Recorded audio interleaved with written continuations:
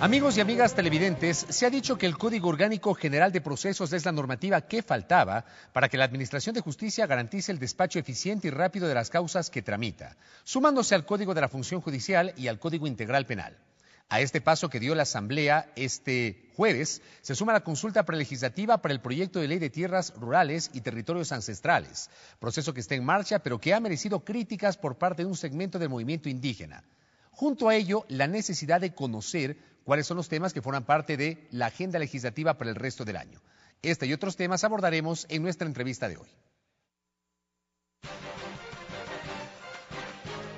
Alexandra Ocles, lideresa de organizaciones afroecuatorianas, asambleísta constituyente, secretaria de los pueblos, movimientos sociales y participación ciudadana, asambleísta nacional por Alianza País, coordinadora de la bancada legislativa.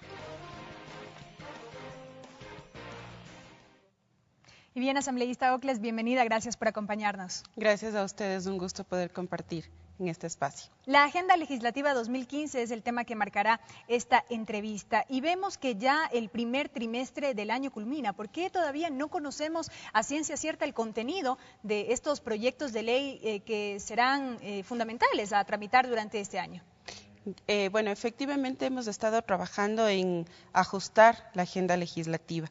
Habían varias leyes que hacen parte del trabajo de cada una de las comisiones en las que hemos visto la necesidad de dejarlas tal vez para el siguiente semestre, para el segundo semestre del año en realidad, y dar prioridad a algunas que estaban ya en camino, que están en proceso y que podrían ser resueltas en estos ya 3 meses que nos quedan efectivamente, pero que han sido tratadas también incluso antes del receso legislativo. Una de esas es justamente el proyecto de Código Orgánico General de Procesos que se aprobó durante la jornada de este jueves. Sin duda, el Código de Procesos ha sido un trabajo importantísimo de la Comisión de Justicia. Creo que hoy, como vimos con todos los compañeros, el esfuerzo y el significado en realidad de la normativa es inmensa en tanto y en cuanto plantea ya un proceso mucho más ágil para todo lo que significa para los operadores de justicia por un lado, pero también para un mayor y mejor tratamiento y ágil dentro del proceso de la función judicial. Y a este tema se suma también, por ejemplo, el proyecto de ley de tierras rurales y territorios ancestrales. Vemos que avanza este proceso para la consulta prelegislativa dentro de los tiempos, de alguna manera ya acordados al interior de la comisión. Sí, creo que ha sido significativo el trabajo que ha hecho también la Comisión de Soberanía Alimentaria. Entiendo que aproximadamente 500 organizaciones a nivel nacional se han registrado.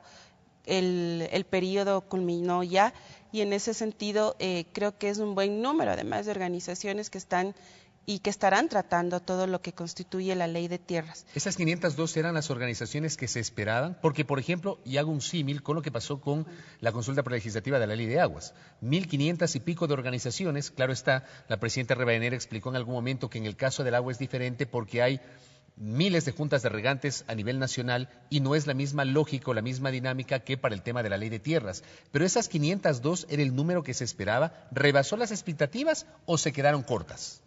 Yo creo que han habido algunas dificultades para las organizaciones. Es decir, hay ahí un decreto 16 que genera complicaciones, por ejemplo, en el registro de la directiva. Si uno no está al día con el SRI, con toda la normativa que refiere para constituirse como organización social, dificulta poder acceder a toda la documentación que le facilita que uno se registre para este caso, para la consulta prelegislativa. Y eso en algunos casos fue el elemento que no permitió que muchas más organizaciones se registren. Pero diría que es un número bastante adecuado. En principio estábamos así, ya cuando arrancó el proceso estábamos temerosos de que sean pocas, pero en el camino muchas más organizaciones se han registrado y llegamos a un número de 500. Y efectivamente creo que el proceso no es el mismo. En el caso de la ley de recursos hídricos, lo de las juntas de aguas es un movimiento poderoso, diría yo. Están en todo el país, tiene una estructura y efectivamente es un tema que les planteaba grandes retos de discusión. Lo de tierras también, pero quizás ahí hay una sectorización, si se quiere, de las organizaciones que están dedicadas a ese tema y que tienen además un trabajo histórico, ¿no? Asambleísta, brevemente y a propósito de este tema, veíamos esta demanda de inconstitucionalidad presentada por parte de la Ecua Runari en contra del proceso de consulta prelegislativa del proyecto de ley de tierras. Allí varios criterios, por ejemplo, que no se estarían tomando en cuenta o no se estarían garantizando los derechos de las personas vinculadas a este proyecto de ley. Yo diría que hay mucha desinformación y que a partir de eso se han generado una serie de argumentos que no corresponde a lo que ha significado el trabajo de la comisión. El trabajo de la comisión se ha basado en una serie de procesos de socialización de un documento borrador que además recoge muchos de los aspectos que planteaba el proyecto de ley presentado por la Red Agraria. En este caso, como una de las organizaciones, ustedes recordarán también la demanda que se interpuso por la Coordinadora Nacional Campesina Eloy Alfar. Entonces, hay, digo yo, una serie de argumentos que no son ciertos alrededor de la discusión de la ley de tierras. También me parece que una de las cosas que yo he escuchado y que se han planteado es esta redistribución indiscriminada de tierras cuando la realidad del país en ese tema es otro. Creo que también hace parte de no entender cuál es la lógica y cuál es el proceso que se ha dado en el país con el manejo de tierras en estos últimos años. Por tanto, yo diría que un ejercicio profundo de la comisión en un inicio fue este proceso de socialización. Pero además con la consulta prelegislativa entiendo que muchos de los temas se aclararán porque hay también mucha confusión que parte incluso de la reivindicación propia de las organizaciones en torno a la tierra. Pero en función de aquello, ¿cómo se puede entender? Y le hago esta pregunta, quisiera una reflexión suya, asambleísta Ocles, porque es legisladora hoy, pero antes fue secretaria de los pueblos. Y en su condición de secretaria de los pueblos tenía una relación directa con las organizaciones sociales. ¿Cómo se entiende la posición de la CONAIE y de la Ecua Runari de negarse a participar en la consulta prelegislativa? Tenemos un movimiento indígena dividido, estamos asistiendo a una división del movimiento indígena, porque en contrapartida, fuera la CONAIE y la Ecua Runari, sí tenemos organizaciones como la FENOCIN, por ejemplo, que sí van a participar en el proceso. ¿Qué lectura le da usted al tema? A ver, yo lo que diría es que uno con el tiempo no puede pensar que la CONAIE de hoy sea la de hace algunos años atrás, ¿no es cierto? Es organización fuerte, potente, que movilizó una serie de temas y que incluso muchos nos sumamos a las iniciativas que la CONAIE establecía. Creo que hay una politización muy compleja dentro de la propia CONAIE y sus estructuras. Hay muchas organizaciones de la CONAIE que están registradas para la consulta.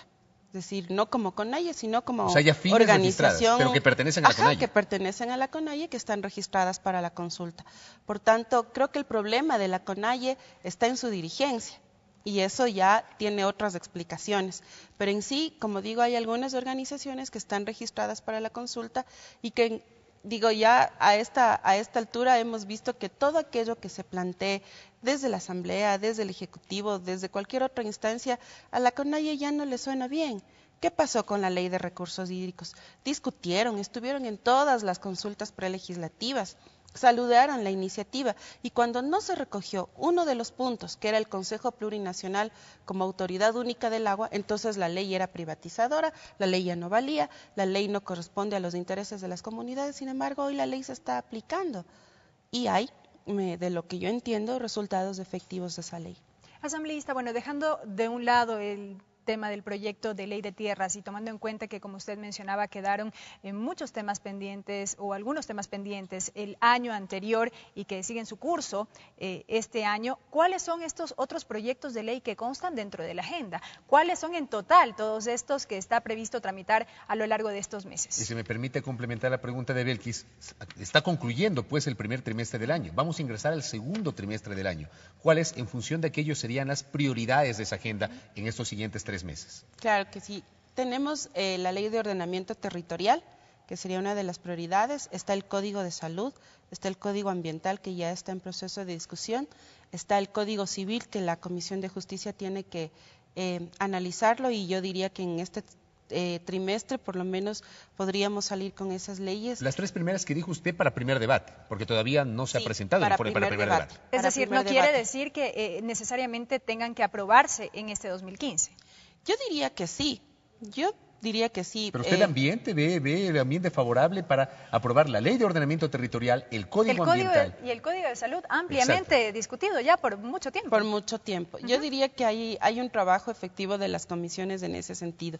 Hablo por mi comisión, nosotros hemos hecho un proceso de socialización que digamos, no cubrió todo el país, pero sí ciudades importantes donde la discusión del código tiene una significancia relevante. Estamos trabajando ya en el informe para primer debate y después de eso sí, también nos tocará hacer un segundo proceso de socialización y discusión. Pero creo que en el transcurso de este trimestre, espero, digámoslo así, por lo menos en el caso nuestro, con la comisión nos hemos planteado en este segundo trimestre poder sacar ya lo del Código de Ordenamiento Territorial pueda ser efectivo, si las cosas se dan como de alguna manera las tenemos planteadas. Ahí tendríamos 3 primeros debates sobre leyes que son complejas, para los cuales la construcción ha tardado mucho. ¿Qué más para el segundo trimestre del año? Bueno, tenemos... la Ley de Justicia Laboral, me imagino yo, entrará ya para segundo debate. La Ley de Justicia Laboral también entra ya para segundo debate. Esa sí ya está para segundo debate.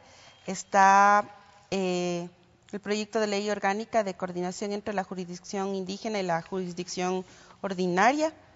Eso es un tema largamente esperado. También, sí, es una de las que más se ha esperado. Está la ley del registro civil también. Está el código del ciclo de vida, que sería otra de las leyes para el siguiente semestre. La ley orgánica para la circunscripción territorial amazónica, que también es una de las más esperadas. ¿La ley de seguridad social no consta en la agenda?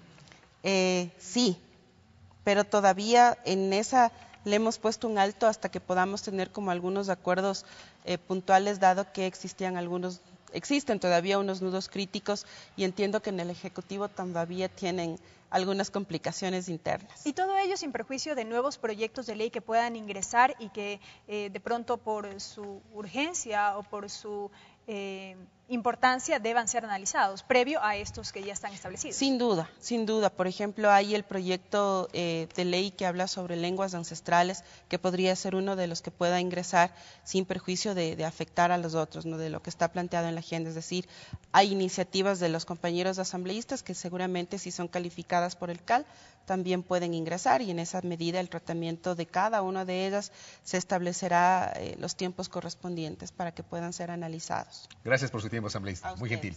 Alexandra Ocles, quien es asambleísta de Alianza País y además parte del equipo de coordinadores de esta agrupación política.